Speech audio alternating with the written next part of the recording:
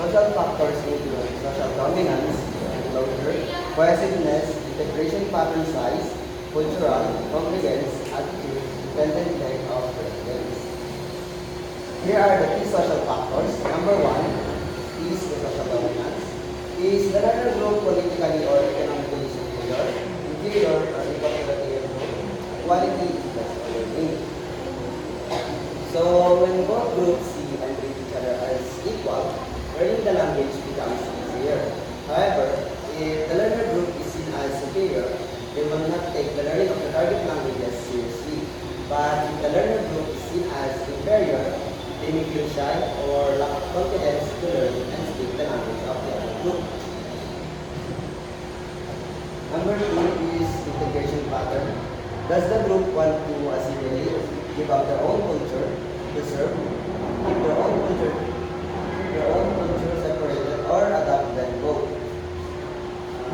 If the learner group wants to assimilate, they learn the language faster. But they could also lose their own identity in order for them to fit in with the other group. On the other hand, if the learner group is choose to preserve, it can be harder for them to learn the target language because they have a fewer chance to practice and interact.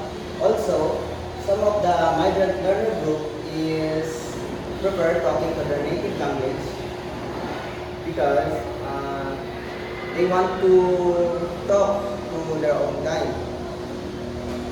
And last, if the learner is willing to adapt or blend their own culture to the target language culture, it is easier for them to make friends and learn a new language because they have more chance to practice and interact, to join in and what do you call this? To join in and practice talking to each other without losing their own culture and their own identity. Last is the enclosure. When the two groups shares the same school, churches, and clubs, high enclosure, living in ghettos or enclaves, reduce contact and slow learning. When it comes to enclosure, if the two groups share space like school, churches, and clubs, learners are getting more chance or opportunities to learn and practice the language because the more that they interact, the deeper they learn the language. However, if one of the group is living in ghettos or in clubs, they only have a few chance to interact because they are separated from each other. As a result, learning the language becomes slower.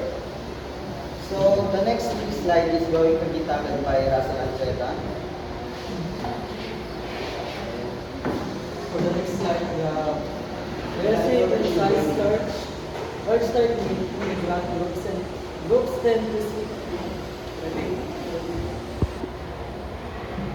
For the next slide, we have basic and size. Or start with grand groups tend to speak their native language amongst themselves in basic distance. So, basicness and size. The immigrant groups are largely they tend to stick together and speak their native language. This creates distance from the target language community and slows down their growth. Number 2, cultural congruence. How similar are the two cultures? Example, we have Spanish speakers moving to Italy has a lower cultural distance than moving to Japan. So, cultural congruence, the cultural distance is much larger, making language learning more challenging. Number 3 is intended length of residents. Temporary residents, migrant workers often learn less than planning to stay permanently. Intended length of residence. For example, we have a person who stays permanently is more motivated to learn the language more. And for temporary, it's either we have worker or students that is not much invested in learning this language.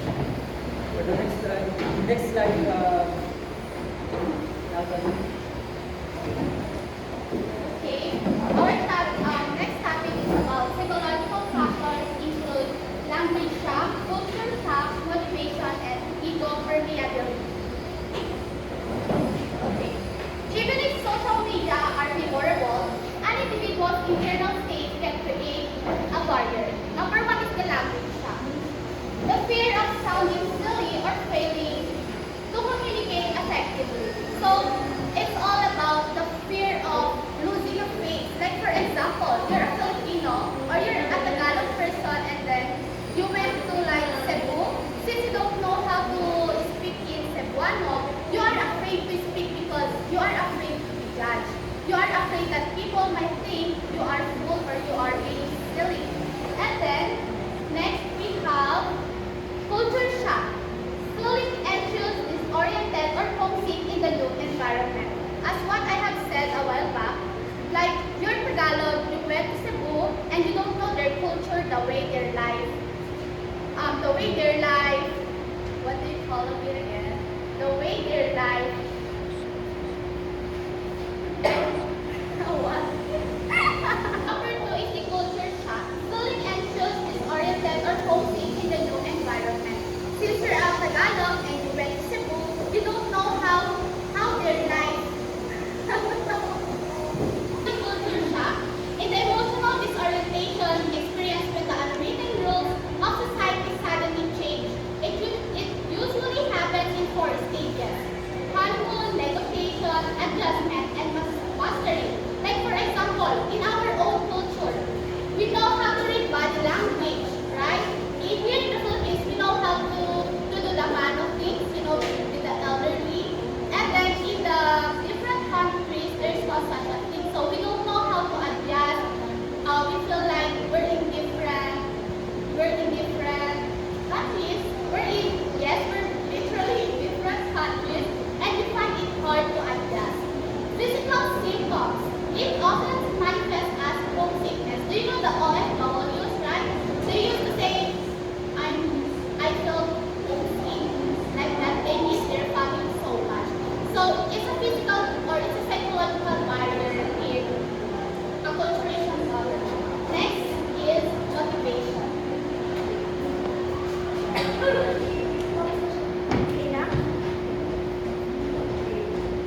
So next is motivation.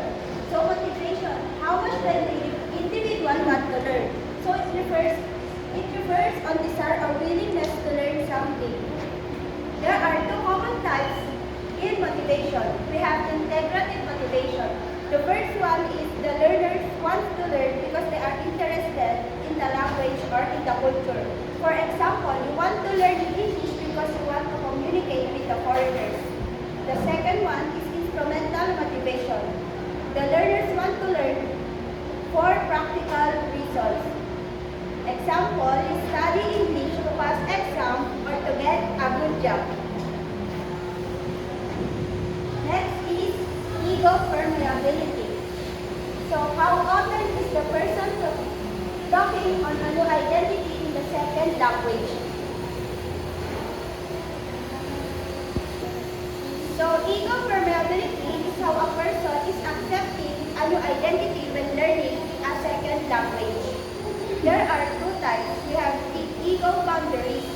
The person is more shy or afraid of making mistakes. They protect their self-image so they have the struggle more speaking. The second one is still or permeable.